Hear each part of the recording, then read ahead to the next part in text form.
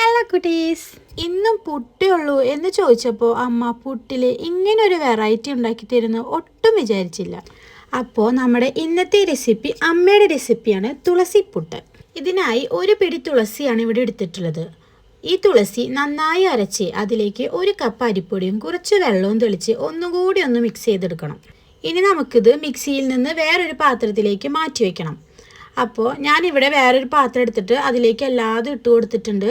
ആ മിക്സിയിലുള്ളതൊക്കെ നന്നായി തുടച്ചിട്ട് കൊടുത്തിട്ടുണ്ട്. അതാണ് രണ്ടാമതൊരു നല്ല പച്ചക്കളറിൽ വന്നത് കേട്ടോ. ഇനി ഒരു ഗ്ലാസ് കൂടി അരിപ്പൊടി ചേർത്ത് കുറച്ച് ഉപ്പും ചേർത്ത് ഒന്നും കൂടി നല്ല പോലെ മിക്സ് ആക്കി എടുക്കുക. വേണമെങ്കിൽ കുറച്ച് വെള്ളവും ഒഴിച്ചു കൊടുക്കുക കേട്ടോ. ഇനി സാധാരണ പുട്ടിന് കുഴക്കണ പോലെ നല്ല പോലെ ഒന്ന് മിക്സാക്കി കൊടുക്കുക. നല്ലോണം മിക്സാക്കി കൊടുക്കുക. എന്നിട്ടൊരു 10 മിനിറ്റ് അത് റെസ്റ്റ് ചെയ്യാൻ വെക്കുക. അപ്പോഴേക്കും നമുക്ക് കുറച്ച് തേങ്ങയൊക്കെ ചിരകിയെടുക്കാം. ഇനി നമ്മൾ സാധാരണ പുട്ടിന് നിറയ്ക്കണ പോലെ തന്നെ തേങ്ങ ഇട്ട് കൊടുക്കുക, പിന്നെയും മിക്സ് ഇട്ട് കൊടുക്കുക, പിന്നെയും തേങ്ങ ഇട്ട് കൊടുക്കുക, പിന്നെയും മിക്സ് ഇട്ട് കൊടുക്കുക.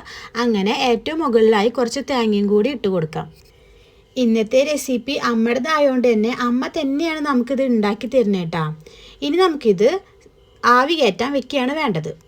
നല്ല പോലെ ആവി വന്നതിന് ശേഷം നമുക്കിതൊരു പ്ലേറ്റിലേക്ക് കുത്തിയെടുക്കാം.